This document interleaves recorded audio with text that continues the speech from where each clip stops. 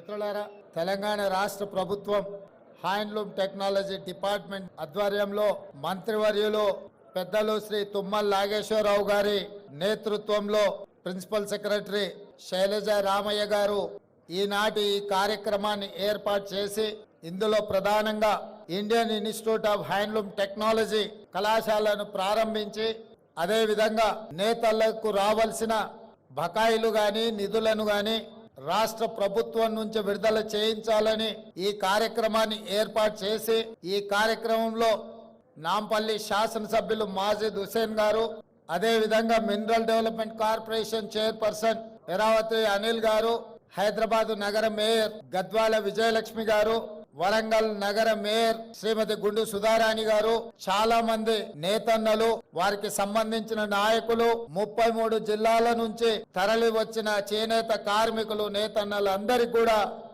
తెలంగాణ రాష్ట్ర ప్రభుత్వం తరఫున మనస్ఫూర్తిగా ఆహ్వానం పలుకుతున్నాను. మా మంత్రి గారిని, మా ప్రిన్సిపల్ సెక్రటరీ గారిని మనస్ఫూర్తిగా అభినందిస్తున్నా.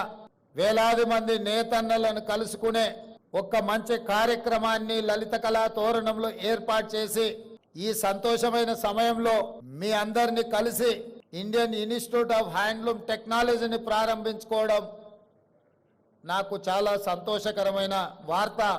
Indian institute of handloom technology ఈరోజు మన విద్యార్థులు చేరాలి అంటే ఆంధ్రప్రదేశ్ నెల్లూరుకైనా వెళ్ళాలి, లేదా ఒడిశా రాష్ట్రానికైనా పోవాలి.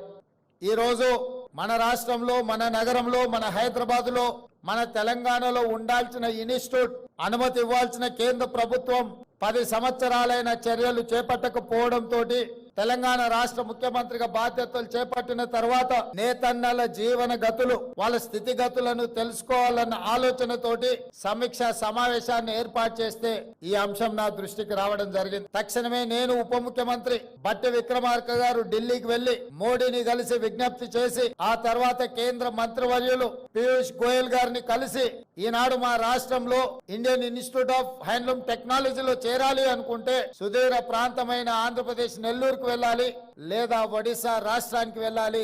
మా రాష్ట్రానికి ఒక ప్రత్యేకమైన ఇన్స్టిట్యూట్ ఉండి తీరవలసిందే అని చెప్పి కేంద్ర మంత్రి పీయూష్ గోయల్ గారి దృష్టికి తీసుకెళ్లడం జరిగింది. వారు కూడా రాజకీయాలకు అతీతంగా ముందుకొచ్చి నిజంగానే హైదరాబాద్ అభివృద్ధి చెందిన నగరం, దేశంలోనే 5 మెట్రోపాలిటన్ సిటీస్ ఉంటే ఢిల్లీ, ముంబై, చెన్నై, బెంగళూరు వీటితో పోటీ పడే నగరం హైదరాబాద్ తెలంగాణలో ఉంది. తెలంగాణలో IIST ఉండాల్సిందే, మంజూరు చేస్తున్నామని చెప్పి వారు తక్షణమే మంజూరు చేసి తెలంగాణ రాష్ట్రం యొక్క విజ్ఞాపనను వారు ఆమోదించారు.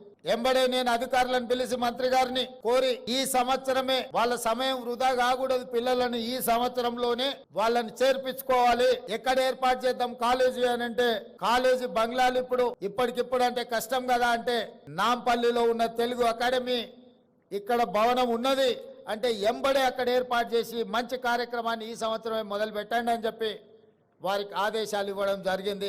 ఈరోజు మా నేతన్న పిల్లలు వృత్తి నైపుణ్యం నేర్చుకోవాలి. వచ్చే సంవత్సరం నుంచి కళాశాలను అక్కడ ప్రారంభించడం ద్వారా అంతర్జాతీయ స్థాయిలో IISTకి గుర్తింపు తీసుకురావాలి అని ఈరోజు మన ప్రభుత్వం నిర్ణయం తీసుకున్నది. ఈ సంవత్సరం చేరిన విద్యార్థులకు కూడా ప్రతి నెల 2500 రూపాయలు వాళ్ళు చదువుకోవడానికి స్కాలర్షిప్ ఇవ్వాలని చెప్పి ఇవాళ వాళ్లకు స్కాలర్షిప్లు కూడా మంజూరు చేస్తున్నాం. ఎందుకంటే తల్లిదండ్రులు రెక్కాడితే గాని డొక్కాడని పరిస్థితి, ముఖ్యంగా మా నేతన్నలు ఎంత సంపాదించినా కుటుంబం గడవడానికే కష్టమైన రోజుల్లో పిల్లల చదువులకు ఎంతో కొంత తోడుగా ఉండాలి అని చెప్పి ప్రతి నెల వాళ్ళకి స్టైఫండ్ 2500 ఇవ్వాలి. చిన్న ఖర్చులకైనా వాళ్ళకు సాయం అవుతుందని, వేడి నీళ్ళకి చన్నీళ్లు తోడైనట్టుగా ఉంటుంది అని చెప్పి ఈరోజు ఆ విధమైన నిర్ణయం తీసుకోవడం జరిగింది.